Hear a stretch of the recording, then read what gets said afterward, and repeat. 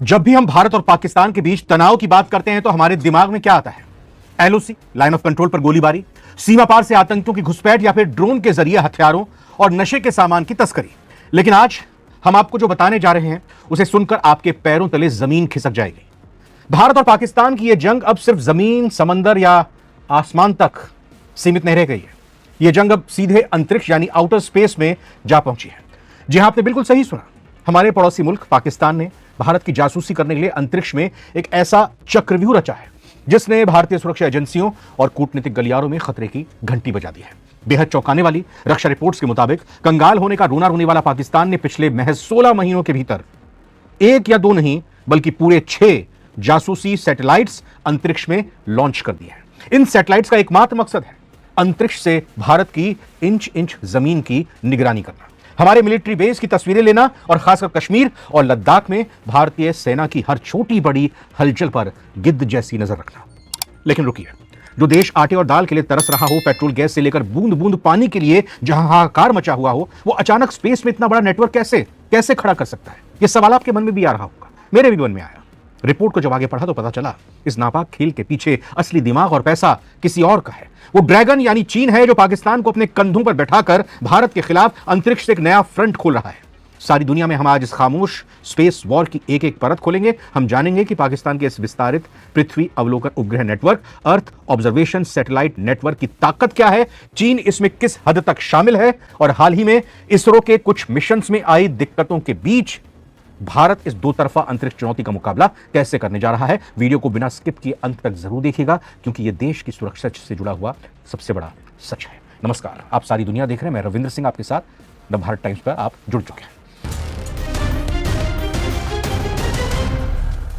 तो भारत की space agency ISRO का लोहा पूरी दुनिया मानती है। वहीं दूसरी तरफ पाकिस्तान की स्पेस एजेंसी सुपार्को को लेकर अक्सर सोशल मीडिया पर मीम्स बनते रहे हैं, मजाक उड़ता रहा है क्योंकि वो भारत से बहुत पीछे है। लेकिन पिछले 16 महीनों में जो कुछ हुआ उसने एक्सपर्ट्स को भी हैरान कर दिया है। पाकिस्तान का जासूसी सैटेलाइट नेटवर्क इतनी तेजी से बढ़ा है कि इसकी कल्पना किसी ने नहीं की थी। सच्चाई यह है कि पाकिस्तान ने पिछले 16 महीनों में बैक टू बैक एक एक करके 6 रिमोट सेंसिंग और अर्थ ऑब्जर्वेशन सैटेलाइट लॉन्च किए हैं।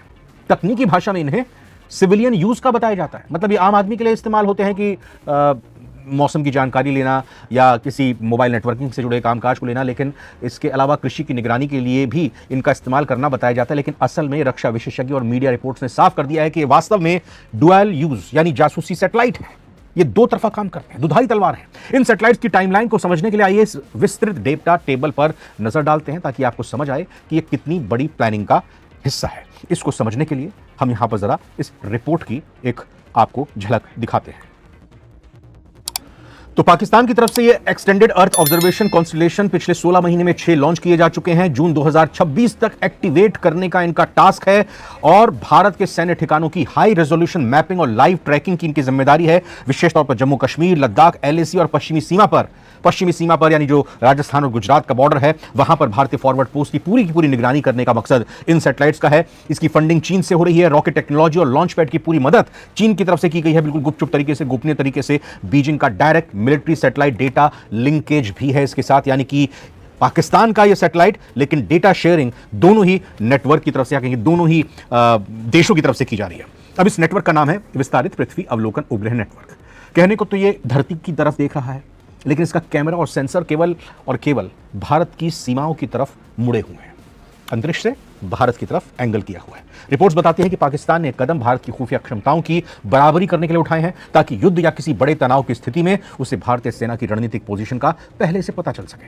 अब सवाल उठता है कि पाकिस्तान इन 6 सैटेलाइट्स के जरिए भारत के किस हिस्से पर सबसे ज्यादा फोकस कर रहा है। तो जवाब है साफ तौर पर जम्मू कश्मीर और लद्दाख की बर्फीली चोटियां। पहाड़ी इलाकों में जंग का एक सीधा नियम होता है, जो ऊंचाई पर होगा जीत उसी की होगी। पहले के समय में ऊंचाई का मतलब केवल पहाड़ों की चोटी होता था, लेकिन आज के डिजिटल दौर में ऊंचाई का मतलब है अंतरिक्ष, स्पेस। जो अंतरिक्ष से नीचे देख रहा है उसके पास सबसे सटीक जानकारी रियल टाइम में मिलती है। पाकिस्तान ने इन जासूसी सैटेलाइट्स का सबसे बड़ा फोकस कश्मीर पर रखा है और इसके पीछे की कूटनीतिक और सैन्य वजह बहुत गहरी है। पहली है कि सैन्य मूवमेंट की ट्रैकिंग करती है। भारतीय सेना जब भी घाटी में एलओसी के पास अपनी टुकड़ियों को शिफ्ट करती है, बख्तरबंद गाड़ियों को आगे बढ़ाती है, तो ये सैटेलाइट उसकी रियल टाइम तस्वीरें ले सकते हैं। दूसरा, एयरबेस और इंफ्रास्ट्रक्चर की निगरानी। श्रीनगर हो, अवंतीपोरा हो, जम्मू और लद्दाख के न्योमा और लेह एयरबेस पर भारत के कौन से लड़ाकू विमान जैसे राफेल है या मिग 29 है इस वक्त तैनात है। उनकी हर पल की पोजीशन इन सैटेलाइट्स के रडार पर आ रही है। कितनी इनकी संख्या है वो इसका अंदाजा लगा पा रहे होंगे। घुसपैठ के सुरक्षित रास्ते खोजना भी एक टास्क है इसका। जब पाकिस्तानी सेना को यह पता होगा कि भारतीय सेना की पेट्रोलिंग पार्टी किस समय किस ग्रिड में मौजूद है, कब वो निकलती है, कब वो वापस लौटती है, तो आतंकियों को घुसपैठ कराने के लिए खाली रास्तों का इस्तेमाल करने की कोशिश कर सकते हैं। सीधे शब्दों में कहें तो पाकिस्तान भारत की इंच इंच जमीन को नाप रहा है। वो हमारे डिफेंस मैकेनिज्म की कमजोरी को ढूंढने की फिराक में है ताकि किसी भी आपात स्थिति में वो भारत को बड़ा सरप्राइज दे सके। अब आते हैं उस पूरी खबर पर, सबसे खतरनाक और अहम हिस्से पर, यानी इसका चाइना एंगल क्या है। तो हम सब जानते हैं कि पाकिस्तान की आर्थिक स्थिति इस वक्त क्या है। सरकारी कर्मचारियों को सैलरी देने के पैसे नहीं है, आईएमएफ से भीख मांगनी पड़ रही है। वहां करोड़ों अरबों डॉलर का स्पेस प्रोग्राम चलाना बिना किसी गॉडफादर के मुमकिन हो ही नहीं सकता। और वो गॉडफादर कोई और नहीं बल्कि चीन है। हमने शुरुआत में ही आपको बता दिया था। एक्सपर्ट्स का कहना है कि ये सुपार्को का स्वतंत्र मिशन नहीं है बल्कि ये चीन का एक प्रॉक्सी स्पेस प्रोग्राम है। चीन इस पूरे खेल में पाकिस्तान को मोहरा बनाकर इस्तेमाल कर रहा है। चीन ने पाकिस्तान को न सिर्फ अपने लॉन्ग मार्च रॉकेट्स और लॉन्च पैड्स दिए बल्कि इन सैटेलाइट्स के भीतर लगे हाईटेक ऑप्टिकल सेंसर्स और सिंथेटिक एपर्चर रडार सार टेक्नोलॉजी भी पूरी तरह चीनी मिलिट्री ग्रेड को दी है। इसका मतलब ये हुआ कि ये सैटेलाइट घने बादलों, भारी बारिश और रात के घने अंधेरे में भी भारत की धरती की साफ तस्वीरें ले सकते हैं। लेकिन चीन ऐसा क्यों कर रहा है? चीन का इसमें फायदा क्या है? इसके पीछे चीन की है टू फ्रंट वॉर की थ्योरी। इसकी रणनीति है। चीन साफ तौर पर जानता है कि अगर वो खुद सीधे भारत की जासूसी करेगा, या अभी आपने ऑपरेशन सिंदूर में जब देखा कि चीन की तरफ से सैटेलाइट मदद पाकिस्तान को दी गई तो चीन के ऊपर सवाल उठे। तो चीन यही चाहेगा कि अंतर्राष्ट्रीय स्तर पर भारत के साथ उसके संबंध और खराब होंगे अगर वो फिर से ऐसा करता है। इसीलिए उसने पाकिस्तान को आगे कर दिया। इसके अलावा चीन का अरबों डॉलर का ड्रीम प्रोजेक्ट सीपीईसी पाकिस्तान के कब्जे वाले कश्मीर पीओके से गुजरता है। अपनी इस संपत्ति की रक्षा करने के लिए और भारत पर रणनीतिक दबाव बनाने के लिए चीन ने पाकिस्तान के स्पेस नेटवर्क को अचानक इतनी भारी ताकत दे दी है। और ये जो 16 महीने में 6 सैटेलाइट्स लॉन्च करने की घटना हुई है, ये केवल एक तकनीकी अपग्रेड नहीं है पाकिस्तान का। ये इस बात का सबूत है कि हमारी सीमाओं पर होने वाली जंग का पूरा स्वरूप, नेचर ऑफ वॉरफेयर, हमेशा के लिए बदल चुका है। पहले युद्ध केवल बंदूकों, टैंकों, तोपों से जीते जाते थे।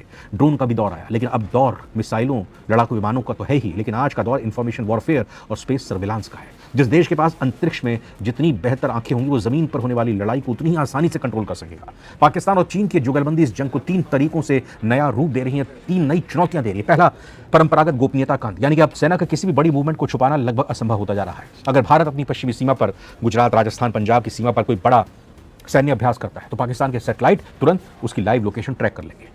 दूसरा, सटीक मिसाइल गाइडेंस। अगर कभी खुदा ना खास्ता दोनों देशों के बीच युद्ध जैसी स्थिति बनती है तो इन जासूसी सैटेलाइट से मिलने वाली सटीक कोऑर्डिनेट्स का इस्तेमाल करके पाकिस्तान अपनी मिसाइलों को भारत के महत्वपूर्ण ठिकानों पर बिल्कुल सटीक निशाना लगाने के लिए गाइड कर सकता है। तीसरा खतरनाक काम यह है कम्युनिकेशन ब्लैकआउट का खतरा। अंतरिक्ष में सैटेलाइट्स की संख्या बढ़ने से न केवल जासूसी वो कर सकते हैं बल्कि भविष्य में भारत के संचार नेटवर्क में व्यवधान, जैमिंग पैदा करने की क्षमता भी हासिल कर सकते हैं। भारत की भी सैटेलाइट वहां पर हैं, उन सैटेलाइट्स के जरिए जैम किए जा सकते हैं। हालांकि भारत भी तैयारी कर रहा है, वो आगे बताऊंगा। यानी अभी फिलहाल लड़ाई सीमा पर जवान के ट्रिगर दबाने के बहुत पहले अंतरिक्ष के वॉर रूम में शुरू हो जाएगी और यही वजह है कि भारत इस खतरे को हल्के में बिल्कुल नहीं ले सकता। आइए अब बात करते हैं भारत इस दोहरे संकट का सामना कैसे कर रहा है। क्या भारत हाथ पर हाथ धरे बैठा है?